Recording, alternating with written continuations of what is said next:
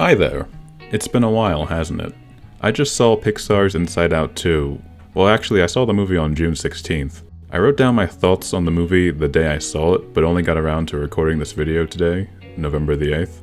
Well, actually, I recorded the video some time ago, but something happened to the audio file as I was editing it, and now I have to re-record it, so here we are. Just as a heads up, this is going to be a fairly loose and unstructured video. I'll just be bouncing around from topic to topic with no actual flow, the same way I wrote the review on the 16th of June.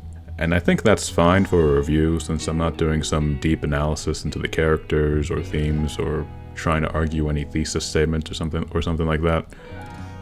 Anyways, on to Inside Out 2, which if you couldn't tell from the title, is a sequel to 2015's Inside Out. By the way, I did not take the time to re-watch the first one before watching the second one. I wanted to, but I just could not get around to it at the time. The last time I saw the first Inside Out movie was 2016, I think, 8 years ago. So if there's any reference or key plot point that was carried from the first movie into the second one, I might have missed it. It's possible some of my criticisms of this movie would be different if I still had the first one fresh in mind. As of the recording of this video, I still haven't taken the time to rewatch the first movie. The first Inside Out movie was about a 9 or 10-year-old girl, I think, who was going through a rough stretch in her life. The film focused on the emotions in her head, each of which were personified. That was the basic premise of that movie. The sequel makes the smart, albeit obvious, choice to focus on Riley as a teenager and all that entails. You know, this Inside Out franchise could keep on going for a while, just exploring new ideas as Riley ages. I never expected a sequel to the original Inside Out, but after watching Inside Out 2, I realized Pixar could milk this franchise for an endless number of sequels. I don't even mean that in a cash grab way. These sequels could be justified. As Riley gets older and older, there are a ton of stories they could tell with the new emotions, or even the same emotions already here. You can make a movie with Riley as a 16-year-old, a college student, young adult, middle-aged, or older and older. The premise has a world of possibilities that could be explored. Hell, even within this movie, we got introduced to a nostalgia emotion, who the other characters say is here too soon. Nostalgia is an emotion you wouldn't really feel as a kid. When you're a teenager, you might start to feel nostalgic about things you did when you were a younger kid. However, when you're an adult is when you really start to long for times gone by. So the nostalgia character being introduced here, but not a full-fledged emotion yet, makes perfect sense, and was also a funny bit. When the movie first started, I was kind of disappointed Riley was only 2 years older. Sure, when you're a kid, 1 year represents far more changes in your body and mind than when you're an adult, but I felt like you could explore even more if she was like 5 years older or something, instead of only 2. At least that's how I felt initially. However, this narrative is about Riley just entering puberty and dealing with new emotions. If Riley was like 16, the writers couldn't really introduce anxiety or the new characters as new emotions. Riley would have already had those emotions. In the end, I think keeping her a bit younger was the right move. That brings me to these new emotions. The envy character felt unnecessary. I don't say that because I think introducing an envy character was a bad idea. The problem is her character didn't really do much in the entire movie.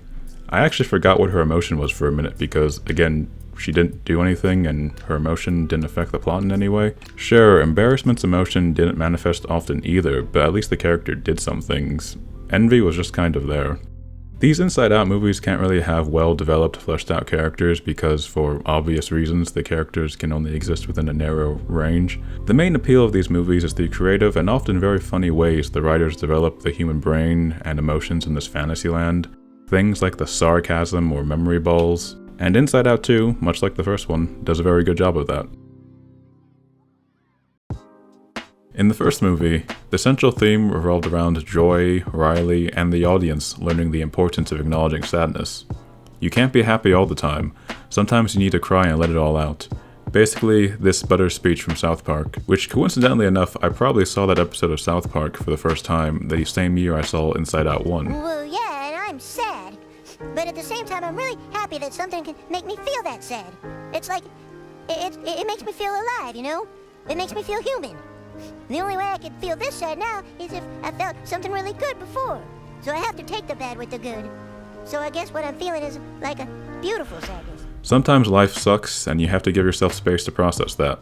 Riley's family relocates in the first film and she feels sad about it. However, Joy was trying to suppress that emotion, leading to both joy and sadness getting lost. During this period, Riley experiences neither joy nor sadness, just anger and fear. It's only when she accepts her sadness that she can once again experience joy, i.e., when sadness and joy return to headquarters.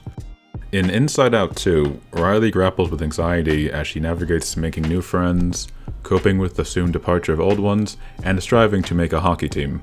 A different hockey team from the one she was previously on. Once again, the Fantasyland mirrors real-world circumstances by having her old emotions ejected from headquarters. The arc in this movie parallels the first one, except it kinda goes both ways this time. Joy must learn to accept anxiety, while anxiety must learn to embrace joy and the other emotions. It's a fitting dynamic. Anxiety, obviously, is a more prone to worrying emotion than others. Additionally, she is still trying to find her footing in this emotional operation, I guess we can call it.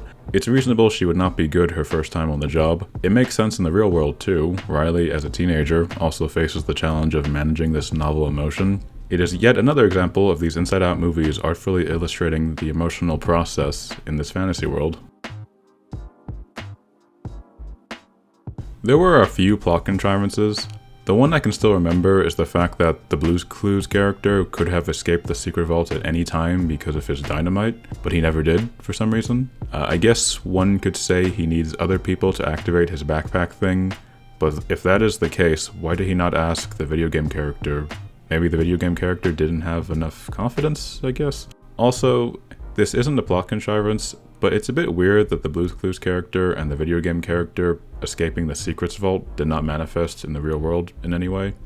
I was expecting Riley to blurt out some secrets later in the movie, but she never did. This was just a setup without a payoff. I think there were a couple other examples of setups like this without payoffs and other plot contrivances, but I could not remember any of them at the time when I wrote the review, and obviously I'm not going to be able to remember any more now, months later. Another issue I had, and admittedly this could just be my short attention span, but I felt like the movie's ending dragged on a little bit. That speech Riley gave apologizing to her friends felt a little melodramatic. Once again, I cannot remember any specifics. Lastly, I want to touch on something that might be controversial: racial diversity. I'd bet when this movie came out, some people, probably conservatives, called it woke or whatever because of the diversity in the cast. And honestly, they might have had a bit of a point with this one. Now let me be clear, I fully support representation in media and I think it's really important. I'd never criticize a movie just for trying to be inclusive. That said, I do think Inside Out 2 might have gone a little overboard. If I remember correctly, besides Riley, there was maybe one other white person prominently featured at the hockey camp. There could have been others in the background, but they weren't really noticeable. America is a mostly white country, so it's not unreasonable for a movie to reflect that. Of course, it depends on the context. If you set a movie in a super diverse city like NYC or Washington DC, then yeah, having a more diverse cast makes sense, like what the MCU Spider-Man movies do.